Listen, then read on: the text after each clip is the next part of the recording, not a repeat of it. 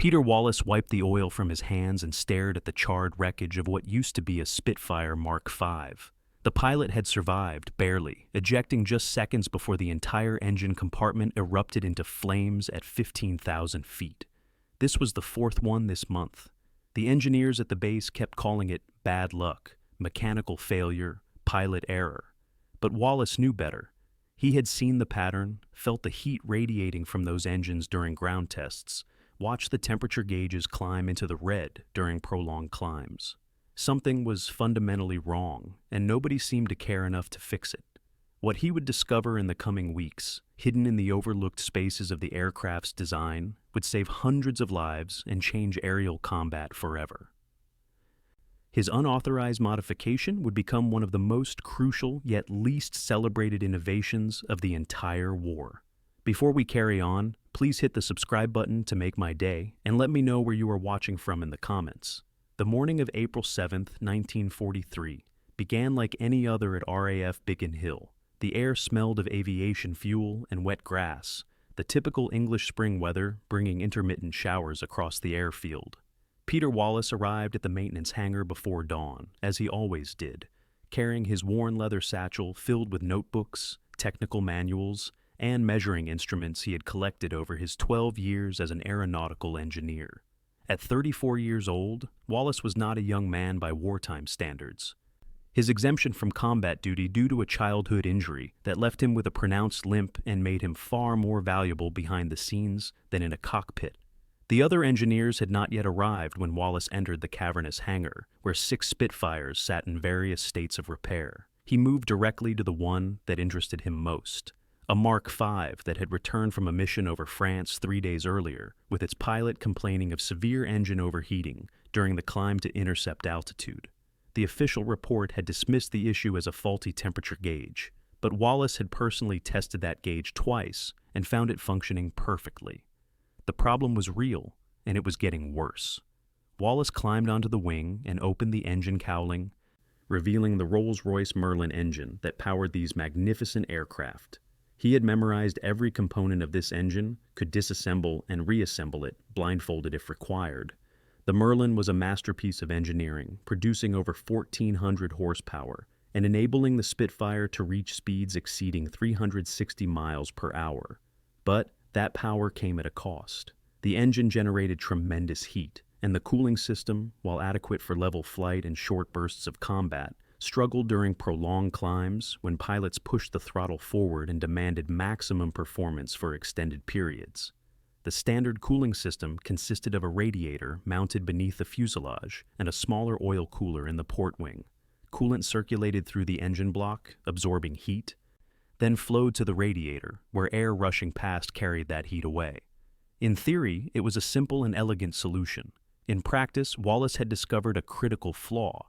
During steep climbs, the angle of the aircraft reduced airflow across the radiator by nearly 40%. Simultaneously, the engine worked harder, generating more heat. The result was a dangerous imbalance where heat accumulated faster than the cooling system could dissipate it.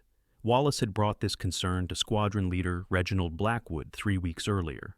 Blackwood, a decorated pilot with 19 confirmed kills, had listened politely before dismissing the issue.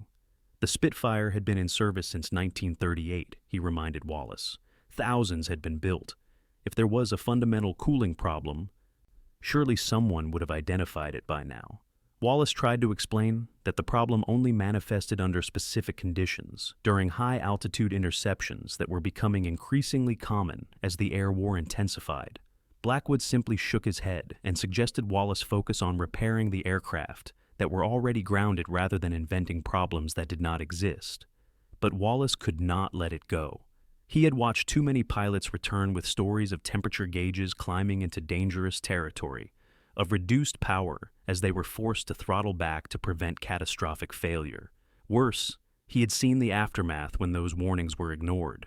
Blown head gaskets, cracked cylinder blocks, and in 3 cases, complete engine fires that forced pilots to bail out over enemy territory or attempt emergency landings in hostile conditions.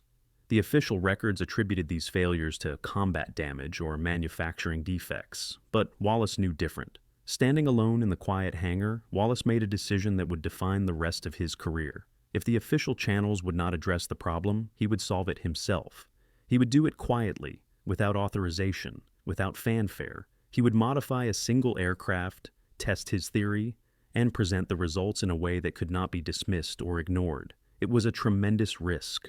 Unauthorized modifications to military aircraft were strictly forbidden. If his changes caused an accident, he could face court-martial. But if he did nothing and more pilots died, he would never forgive himself.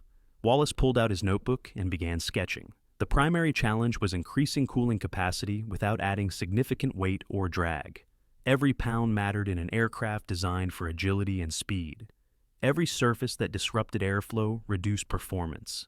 He needed a solution that worked within the existing constraints of the Spitfire's design, something that could be implemented quickly and cheaply, using materials and space already available.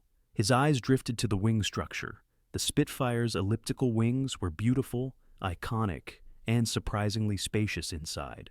The leading edge, where the wing met the air first, was a hollow void that housed ammunition belts and occasionally fuel tanks in some configurations. Wallace had an idea. What if he could create an auxiliary cooling chamber inside that leading edge? The location would provide excellent airflow. The cooler air at high altitude would improve heat dissipation, and the modification would be almost invisible from the outside, hidden within the wing's natural contours. He spent the next 4 hours calculating dimensions, airflow patterns, and thermal transfer rates. The math was complex but promising. By adding a secondary radiator chamber, approximately 3 feet long and 8 inches wide inside the port wing's leading edge, he could increase total cooling capacity by nearly 30%. The coolant would be routed from the engine through a new pipe running along the wing spar into this auxiliary chamber, then back to join the main cooling circuit. The modification would add roughly 15 pounds to the aircraft's weight, a negligible amount distributed along the wing where it would have minimal impact on balance or handling. The bigger challenge was implementation. Wallace would need copper piping, a custom radiator core, mounting brackets, and a control valve to regulate flow between the primary and auxiliary systems. He would also need time, privacy, and a willing accomplice who could test the modification in actual flight conditions without asking too many questions. The first 3 requirements he could manage through careful requisitioning and late-night work sessions. The 4th would require finding the right pilot. Flight Lieutenant James Harrington was 23 years old, cocky, brilliant, and utterly fearless. He had joined the RAF straight out of university in 1941 and quickly established himself as one of the squadron's most capable pilots. But Harrington was also a mechanic at heart, someone who understood that superior performance came from the marriage of skilled piloting and well-maintained machinery. He spent hours talking with the ground crews, learning about his aircraft, understanding its limitations and capabilities. When Wallace approached him quietly one evening after a mission briefing, Harrington listened intently. Wallace laid out the problem in the technical terms, explaining the heat accumulation during climbs, the inadequate cooling capacity, the risk of catastrophic failure.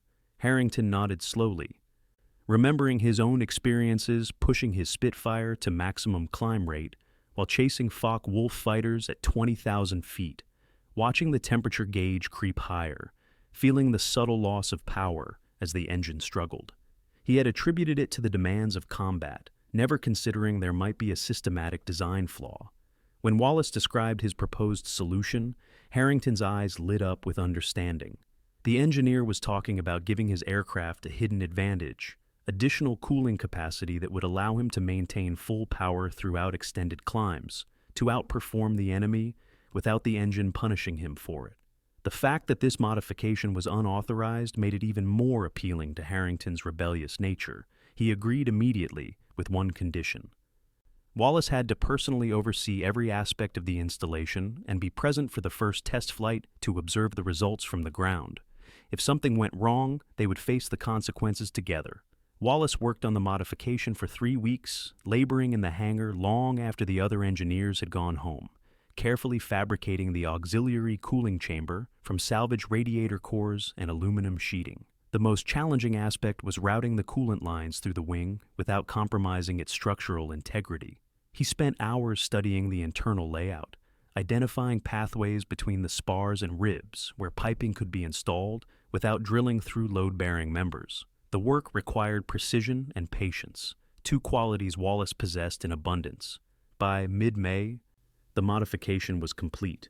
From the outside, Harrington's Spitfire looked identical to every other Mark V on the field, but hidden within its port wing was Wallace's experimental cooling system, ready to be tested. Wallace had installed a secondary temperature gauge in the cockpit, positioned just below the standard instrument panel, where Harrington could monitor the auxiliary system's performance during flight. This gauge would tell them everything they needed to know. The test flight was scheduled for May 21st, a clear morning with excellent visibility and light winds. Harrington completed his pre-flight inspection with unusual thoroughness, checking every control surface, every fluid level, looking for anything that might have been compromised by Wallace's modifications. He found nothing concerning. The aircraft felt solid, responsive, ready to fly. Wallace stood near the runway, his heart pounding with a mixture of excitement and anxiety as Harrington climbed into the cockpit and started the engine. The Merlin roared to life, its distinctive sound echoing across the airfield as Harrington completed his engine checks and prepared for takeoff. The Spitfire accelerated down the runway, its tail lifting as speed increased, then rotating smoothly into the air. Harrington climbed steadily, heading southeast away from the base toward an area designated for training and testing. Wallace had briefed him on the test protocol: maintain maximum continuous climb to 20,000 feet, monitoring both temperature gauges throughout the ascent. Note any differences in engine behavior, power output, or handling characteristics. At altitude, level off and observe how quickly temperatures stabilized, then return to base and report everything. Harrington pushed the throttle forward and pulled the stick back, putting the Spitfire into a steep climb. The engine responded with its characteristic powerful surge, propelling the aircraft upward at over 3,000 feet per minute. He watched the temperature gauges carefully. The primary gauge, monitoring the main cooling system, began climbing as expected. 5 minutes into the climb, it had reached the upper portion of the normal operating range. In previous flights, this was where Harrington would have started to worry, where he would consider reducing his climb rate to prevent overheating. But today, something different was happening. The auxiliary temperature gauge, monitoring Wallace's hidden cooling system, showed significantly lower temperatures. The coolant flowing through the wing leading edge chamber was being cooled by the high-speed airflow, then returning to mix with the hotter coolant from the primary system, effectively lowering the overall engine temperature. The result was subtle but unmistakable. The primary gauge was climbing more slowly than usual, staying well within safe limits even as Harrington maintained maximum climb power. He felt a surge of exhilaration. It was working. Wallace's modification was actually working. At 20,000 feet, Harrington leveled off and reduced power to cruise settings. He watched as both temperature gauges dropped quickly toward normal operating levels, faster than they had ever done before. The engine was running cooler, more efficiently, with no apparent loss of performance. If anything, the aircraft felt more responsive, as if freed from some invisible constraint. Harrington grinned inside his oxygen mask. This was extraordinary. This was exactly what they had hoped for. He performed several more tests over the next 30 minutes, alternating between climbs and dives, full power and reduced power, monitoring the temperature gauges throughout. In every scenario, the auxiliary cooling system provided measurable benefits. During climbs, it kept temperatures well below the levels he had experienced before. During high-speed dives, it prevented the heat spike that sometimes occurred when engine power and airspeed combined to overwhelm the standard cooling system. Harrington could feel the difference in how the aircraft responded, the confidence he could have in pushing the engine without fear of failure. When he landed back at Biggin Hill 45 minutes later, Harrington taxied directly to the maintenance hangar where Wallace waited. The engineer was there before Harrington had even shut down the engine, his face anxious and hopeful. Harrington climbed out of the cockpit, pulled off his leather flying helmet, and broke into a wide smile. He did not need to say anything. Wallace could read the success in his expression, in the excitement radiating from the young pilot. They retreated to a quiet corner of the hangar, where Harrington provided a detailed debrief. He described the temperature readings, the improved performance during climbs, the faster cooling at altitude. He showed Wallace the notes he had scribbled on his kneeboard during the flight, documenting specific observations at different altitudes and power settings. The data was clear and compelling. Wallace's hidden cooling system had exceeded their expectations, but their celebration was tempered by reality. One successful test flight was not enough. They needed more data, multiple flights under different conditions, proof that the modification was reliable and consistent. Harrington volunteered to fly additional test missions, and Wallace agreed to further refine the installation, improving the plumbing connections and adding a small valve that would allow pilots to manually control the flow to the auxiliary system if needed. Over the next month, Harrington flew 17 missions with the modified Spitfire. Some were training exercises, others were actual combat patrols over the channel. In every case, the auxiliary cooling system performed flawlessly. Harrington found he could maintain maximum climb power far longer than other pilots, reaching interception altitude faster, arriving with cooler temperatures and more engine reliability. During one memorable engagement with a formation of Messerschmitt fighters, he climbed above them using sustained full power, an advantage that allowed him to dive down from a superior position and score 2 confirmed kills without taking any hits himself. Other pilots began to notice. Harrington's aircraft seemed faster in climbs, more aggressive in its performance. Some joked that he must have a special relationship with the mechanics, getting extra tuning or higher quality fuel. A few suspected something more substantial was happening, but could not identify what. The Spitfire looked and sounded like every other aircraft in the squadron. Its secret remained hidden in the wing. Wallace knew they could not keep this quiet forever. The modification was too valuable, too important to remain the private advantage of a single pilot. But he also knew that revealing what he had done would open him to disciplinary action for unauthorized modifications. He needed to present his innovation in a way that emphasized its benefits while minimizing the rule-breaking that had led to its creation. He needed allies in positions of authority who would see the value and protect him from the consequences. He decided to approach Group Captain Frederick Morrison, the commanding officer of the entire base.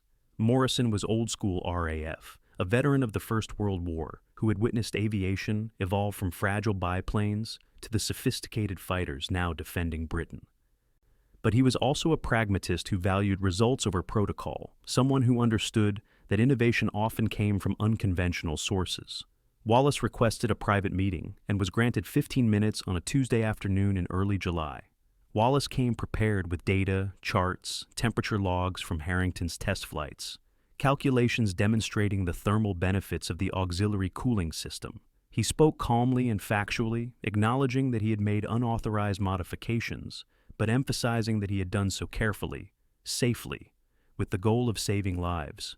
He explained the problem he had identified, the inadequate cooling during sustained climbs, the risk of engine failure that was being dismissed as bad luck. He showed Morrison the results, the measurable improvements, the potential to retrofit the entire squadron. Morrison listened without interruption, his weathered face unreadable. When Wallace finished, the group captain sat back in his chair and studied the younger man for a long moment. Finally, he spoke. He understood what Wallace had done and why. He appreciated the engineer's initiative and the risk he had taken. But unauthorized modifications could not be tolerated, even successful ones. The military operated on discipline and established procedures for good reasons. If every engineer started making changes based on their own judgment, chaos would result. However, Morrison continued, there was a difference between punishing someone for breaking rules and failing to recognize valuable innovation when it appeared. Wallace's modification clearly worked. The data was persuasive.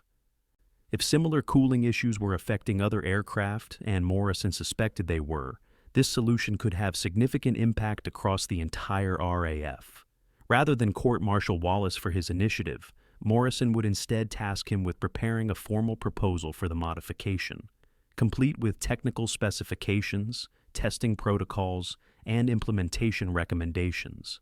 This proposal would be submitted to the Air Ministry for official evaluation and potential adoption.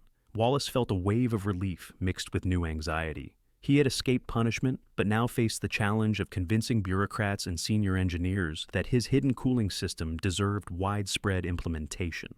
The Air Ministry was notoriously slow to adopt changes, especially those that came from outside established channels. But he had Morrison's support, Harrington's testimony, and solid performance data. It would have to be enough. He worked for 3 weeks preparing the proposal, documenting every aspect of the modification in meticulous detail. He included technical drawings showing the auxiliary radiator placement, plumbing diagrams illustrating coolant flow paths, thermal analysis demonstrating the cooling improvements, and cost estimates for retrofitting existing aircraft. He also included Harrington's flight logs, providing real-world evidence of the system's effectiveness in both training and combat situations. The document was 47 pages long and represented the most comprehensive engineering analysis Wallace had ever produced. The proposal was submitted to the Air Ministry on August 3, 1943. Wallace expected a long wait for any response. Government bureaucracy moved at its own pace, especially during wartime, when resources and attention were stretched across countless priorities. But 3 weeks later, he received a telegram instructing him to report to the Air Ministry offices in London for a presentation to the Technical Evaluation Board. Someone, somewhere, had read his proposal and found it interesting enough to warrant further investigation. Wallace traveled to London on a gray morning in late August, his leather satchel containing additional copies of his proposal, his notebooks, and a scale model of the modified wing section he had built to help explain the cooling system's operation. The meeting was held in a nondescript office building that had survived the Blitz, its windows still covered with blast tape, its walls showing scars from nearby bomb strikes. Wallace was escorted to a conference room where 5 men waited, all wearing military uniforms with ranks ranging from squadron leader to air vice marshal. The presentation lasted 2 hours. Wallace walked them through the problem, the solution, the testing process, and the results. He answered technical questions about airflow patterns, thermal transfer rates, structural integrity concerns, manufacturing complexity, and maintenance requirements. The board members were skeptical at first, questioning why this issue had not been identified earlier, why Wallace had pursued unauthorized modifications rather than following proper channels. He explained patiently, honestly, admitting his frustration with the initial dismissal of his concerns, but emphasizing that his primary motivation had always been pilot safety and aircraft performance. The turning point came when Air Vice Marshal Jeffrey Pemberton, the senior officer present, asked about scalability. Could this modification be applied to other aircraft types beyond the Spitfire Mark V? Wallace had anticipated this question and had his answer ready. The principles were universal. Any aircraft with wing structures that included hollow leading edges could potentially benefit from auxiliary cooling chambers. The specific implementation would vary depending on engine type, cooling requirements, and available space. But the fundamental concept was sound and adaptable. Pemberton nodded slowly, exchanging glances with the other board members. He had been involved in aircraft development since the 1920s and had seen countless proposals for modifications and improvements. Most were impractical, too expensive, or solved problems that did not really exist. But Wallace's hidden cooling system was different. It addressed a genuine issue that was costing lives in aircraft. It used existing space and materials efficiently.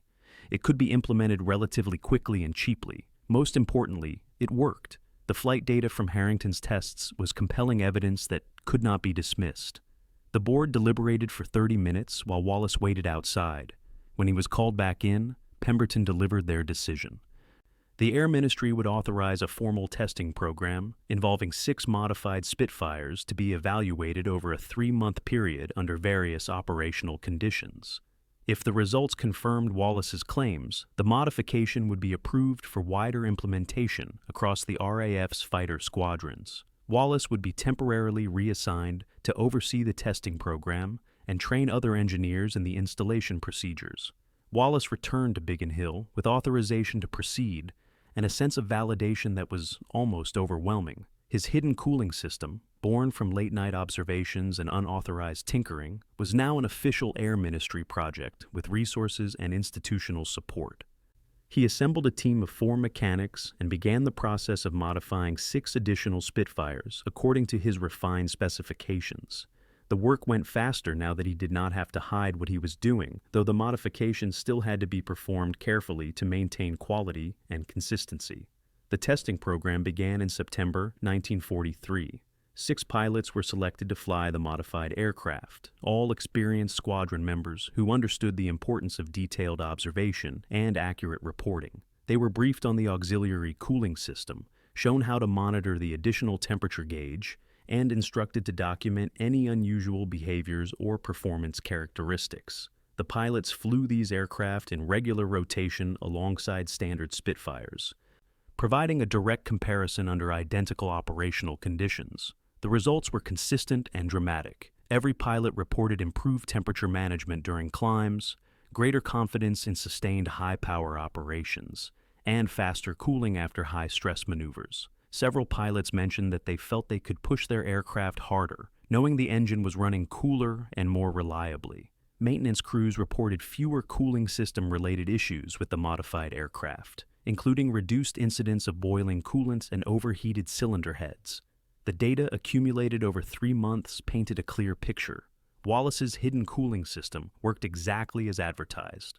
The Air Ministry formally approved the modification in December 1943, authorizing its implementation across all Spitfire Mark V squadrons and recommending its consideration for other aircraft types. Wallace received a commendation for his initiative and engineering skill, though the award came with a stern reminder about following proper channels for future innovations. He did not mind the lecture. His cooling system was going to save lives, dozens or perhaps hundreds of pilots who would now have more reliable aircraft and better chances of survival in combat. Implementation across the RAF took most of 1944. Wallace traveled from base to base, training mechanics in the installation procedures, supervising modifications, troubleshooting problems that arose. Each installation took approximately 16 hours of skilled labor. Longer than he had initially estimated, but still reasonable given the benefits. By the summer of '44, over 2,000 Spitfires had been retrofitted, with auxiliary cooling chambers hidden in their wing leading edges. The impact on operations was significant, though difficult to quantify precisely. Engine failure rates dropped noticeably in squadrons flying modified aircraft. Pilots reported greater confidence during high-altitude interceptions, knowing they could climb at maximum power without risking overheating. Several pilots credited the modification with saving their lives during combat engagements, where sustained high-power operation made the difference between success and disaster. The hidden cooling system had become one of those quiet innovations that changed everything without attracting public attention or headlines. Wallace never sought recognition beyond the professional satisfaction of solving a complex problem and seeing his solution adopted. He continued working as an aeronautical engineer throughout the war and into the peacetime years, contributing to numerous other projects and modifications. But the auxiliary cooling system remained his proudest achievement. The moment when his careful observations, technical expertise, and willingness to take risks combined to create something genuinely valuable. James Harrington survived the war with 14 confirmed kills and a Distinguished Flying Cross. He always maintained that his success as a pilot owed much to Wallace's cooling system, which had given him an edge during critical moments when engine reliability mattered most. After the war, he became a test pilot for a civilian aircraft manufacturer, eventually retiring in 1972. He and Wallace remained friends for the rest of their lives, occasionally meeting to reminisce about that first unauthorized test flight in May 1943, when they had discovered that sometimes the best innovations come from the shadows, hidden from view but essential to success. The auxiliary cooling chamber modification was eventually incorporated into the design specifications for later Spitfire variants and influenced cooling system designs for other British aircraft. By the war's end, it was simply a standard feature, no longer hidden or unauthorized. Just another example of how continuous improvement in engineering saved lives and enhanced performance. Most pilots flying these aircraft never knew the system existed or understood its origins. They simply trusted their engines to work reliably under demanding conditions, unaware of the hidden chamber in their wing that made that reliability possible. Wallace often reflected on the lesson his experience taught. Innovation does not always come from official research programs or authorized development projects. Sometimes it emerges from individual observation, from an engineer willing to see problems others dismissed, from the courage to act on convictions even when regulations and hierarchy stood in the way.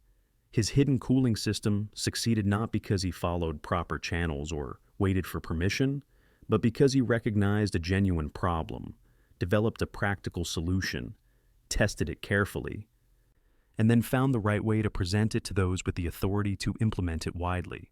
The story of how one engineer's unauthorized tinkering stopped planes from exploding never became widely known outside certain military and aviation engineering circles. There were no dramatic newspaper articles, no public celebrations of Wallace's achievement. The modification worked quietly, invisibly, exactly as it was designed to do. And perhaps that was the most fitting tribute to its creator, a man who valued effectiveness over recognition, who understood that the best engineering solutions are often those that work so well they become invisible, taken for granted, simply part of how things are supposed to work. In the years after the war, as aviation technology advanced rapidly toward jet propulsion and supersonic flight, Wallace's auxiliary cooling chamber might have seemed like a minor footnote, a small improvement to piston-engine aircraft that were quickly becoming obsolete. But those who knew the story understood its deeper significance. It represented the human capacity to identify problems, to innovate solutions, to persist despite bureaucratic obstacles, and to ultimately make a difference through careful attention to detail and unwavering commitment to excellence. Peter Wallace passed away in 1987 at the age of 78. His contributions to aviation engineering, documented in technical journals and internal military reports, but largely unknown to the general public. His obituary in the local newspaper mentioned his work with the RAF during World War II, but did not specify his innovations. The few people who attended his funeral included James Harrington, by then an old man himself, who spoke briefly about their collaboration decades earlier and the lives saved by a hidden cooling system that most people never knew existed. Today, restored Spitfires in museums and private collections sometimes still contain Wallace's auxiliary cooling chambers, original installations that survived through decades of service and preservation. Aviation historians occasionally note the modification in technical documentation, explaining its purpose and implementation. But for most visitors admiring these beautiful aircraft, the hidden cooling system remains just that.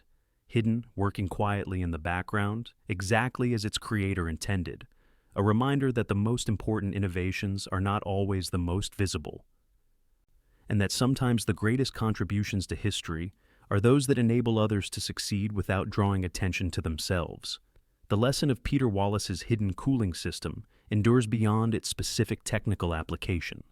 It speaks to the value of careful observation, the importance of acting on convictions even when facing institutional resistance, the power of practical testing over theoretical objection, and the need to present innovations in ways that overcome bureaucratic inertia.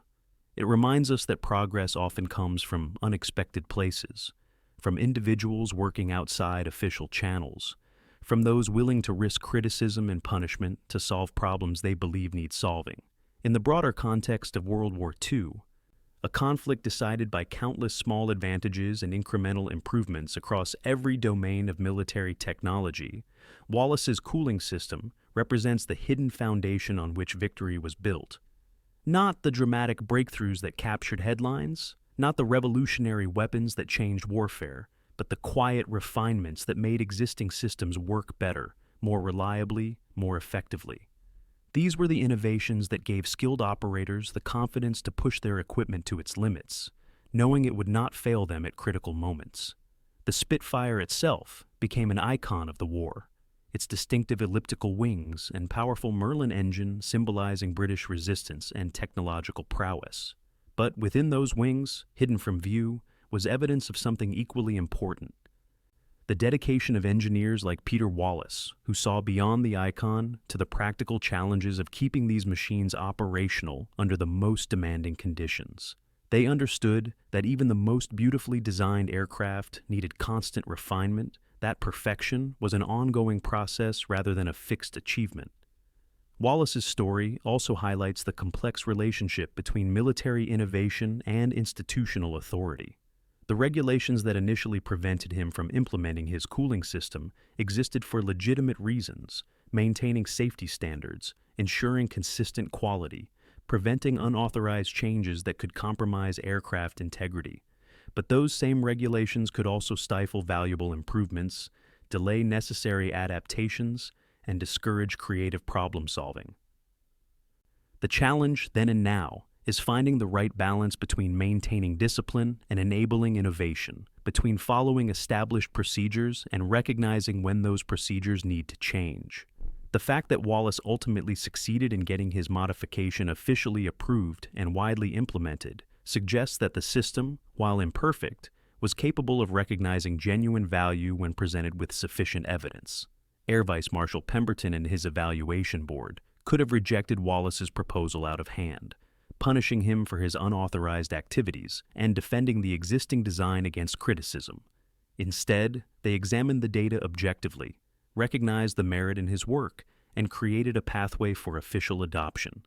That willingness to adapt, to acknowledge improvements even when they came from unexpected sources, was itself a crucial factor in Allied success during the war.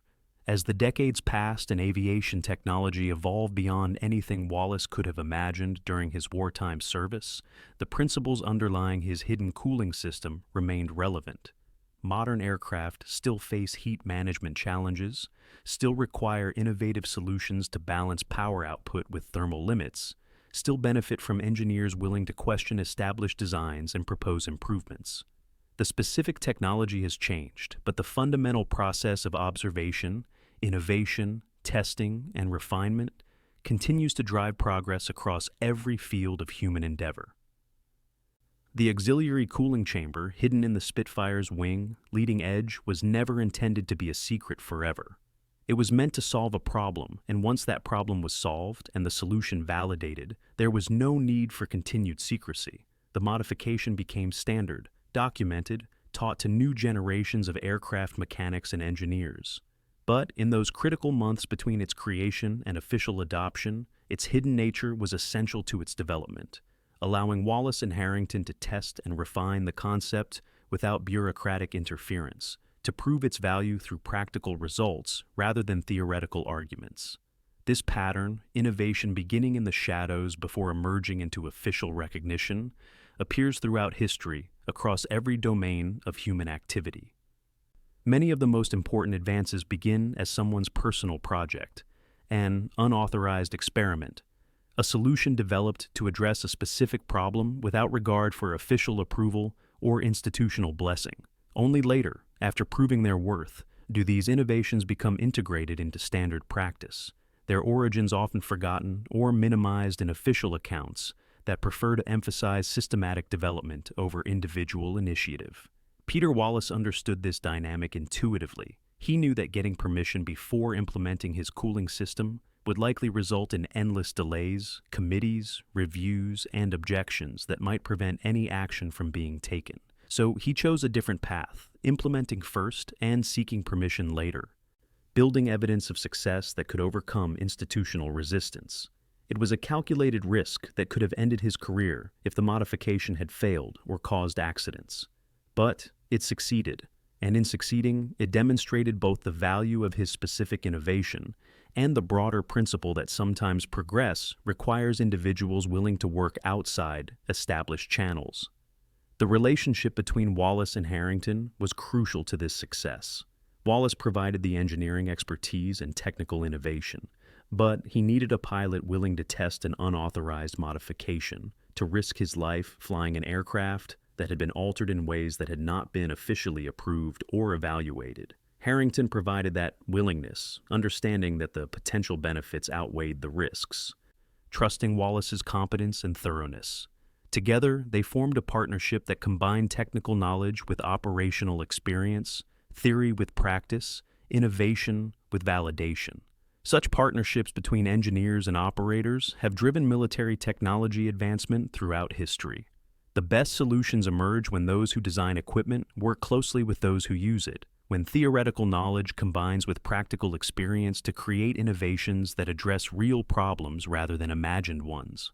Wallace could identify the cooling problem because he paid attention to pilot reports and maintenance data, listening to operational experience rather than dismissing it as anecdotal or irrelevant.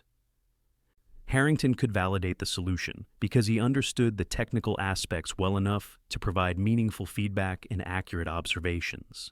The hidden cooling system's success also depended on Wallace's deep understanding of the Spitfire's design. He knew where space existed within the wing structure, where coolant lines could be routed without compromising strength or safety, how to integrate new components into existing systems. This knowledge came from years of hands-on work, from countless hours studying technical drawings and working on actual aircraft, from a comprehensive understanding of how every component functioned and interacted with every other component. Superficial knowledge would not have been sufficient to create an effective modification. Wallace's expertise allowed him to innovate safely and effectively within the constraints of an existing design. The modification's ultimate validation came not from test flights or engineering analysis, but from widespread operational use under actual combat conditions. Hundreds of pilots flying modified Spitfires over months and years proved that Wallace's cooling system worked reliably, that it provided genuine benefits without introducing new problems. This was the most demanding test possible, and the modification passed it conclusively. No amount of ground testing or theoretical analysis could have provided equivalent confidence. Real-world performance was the ultimate arbiter. In the final accounting, Peter Wallace's hidden cooling system saved an unknown number of lives, prevented an uncertain number of aircraft losses, and contributed in ways impossible to quantify precisely to the Allied air campaign over Europe. These effects rippled outward through the war's remaining years. Each prevented engine failure, potentially allowing a pilot to complete their mission, return safely, fly again another day, contribute to eventual victory. The true impact of Wallace's work cannot be calculated but only estimated through consideration of what might have been without it, the additional accidents and losses that would have occurred had the cooling problem remained unaddressed. This is the nature of preventive innovation. Success measured not by what happened, but by what did not happen, by disasters avoided rather than victories achieved. Wallace never received credit for specific battles won or enemies defeated because his cooling system did not directly accomplish those outcomes. Instead, it enabled countless other pilots to achieve those results by providing them with more reliable aircraft and greater confidence in sustained high-performance operations. His contribution was foundational rather than spectacular, essential rather than celebrated. The story concludes not with Wallace's death or with the end of the war, but with the legacy he created, a legacy that extended beyond any individual innovation to encompass an approach to engineering problems and institutional challenges that remains relevant today. He demonstrated that careful observation can reveal problems others miss, that practical testing can validate theoretical solutions, that persistence can overcome bureaucratic resistance, and that the most valuable contributions often work quietly in the background, enabling success without demanding recognition.